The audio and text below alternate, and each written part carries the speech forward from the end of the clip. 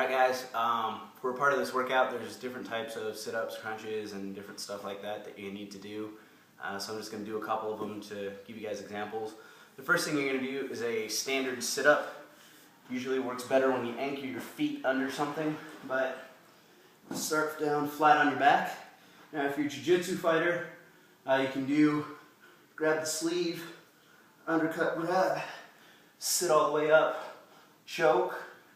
I'll sit back down and I'll actually rotate my grips and then rotate hands. And I'll do this repeatedly in sets of 4 as I continue my sit-ups, just sort of an additional fighting thing that I like doing. So first thing you're going to start with is your standard sit-up. You can keep your hands out in front of you. And then as you sit up, curl them underneath your feet. 1, 2. A lot of people have different variations. The big things are, don't use your lower back in order to pick up your body. You want to keep your back as straight as possible. The way that I do that is I keep my shoulders back and my chin up while I do my sit-up, and it keeps a lot of that pressure off of your back. So for the start of this workout, we're going to be doing your standard sit-ups. Second thing you're going to do is called an extension crunch. You're going to start flat on your back. Your hands go over your head, 1 to 4 inches off the floor. Your feet extend straight, 1 to 4 inches off the floor.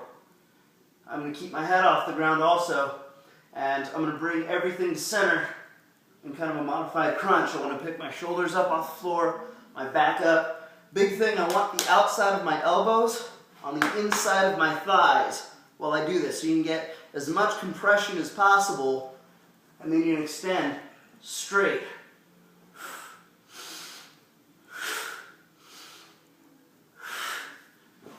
After you do your extension crunches, you can do your standard crunch. Cross your ankles, interlace your fingers behind your head, elbows forward, and just compress. 2, 3, 4, 5, 6. And those are standard crunches after your extension crunches. Next set, you're going to position your hands in front of your butt so you have a little bit of balance. You're going to put your heels and the balls of your feet together. So you can see that, heels, balls of your feet together. And you're going to keep them together with your knees spaced about evenly apart the entire time you do this workout.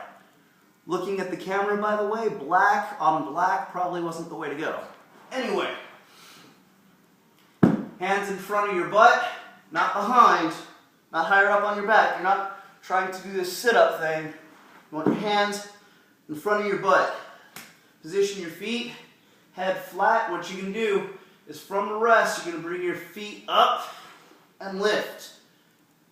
Down, 2, down, 3, down, 4. Notice my knees, my feet, I don't reach, I don't ever disconnect this here. It's about the same space apart. The entire time. Next exercise, hand positioning is the same. I'm going to put my foot straight, other foot straight. You can do your best to curl your toes back, pull the balls of your feet down. If you feel a little stretch on your calves back here, it's good. It's what you want. Not everyone can start with their feet straight. You don't have to. Work toward it. If you have to start with it bent, start with it bent. The point of this exercise is to work your lower abdominals. So feet straight, all I'm going to do is use my abs, not my back, not my arms, but my legs, my abs. Lift. 1, 2, 3, 4, 5. Keeping my feet straight, or my legs straight, the entire time.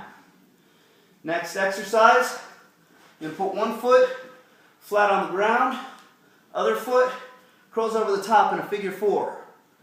Hands behind the head. This time, instead of my elbows forward, I'm going to put my elbows out so they're in line with my head. And all I'm going to do is a sit-up, turn, touch my elbow to my knee.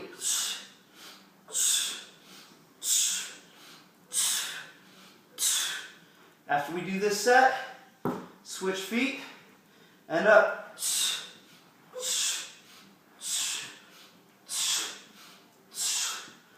Alright guys, stick with me, we're almost done. Couple more exercises we need to know for this. First one, we're going to do a sit-up. Again, hands in front of the butt. This time you can keep a slight curve to your back. If you can straighten it, great. Slight curve is okay. This doesn't affect it too much. What I'm going to do is I'm going to keep my feet straight. I'm going to elevate my legs up into the air. I'm going to crunch in.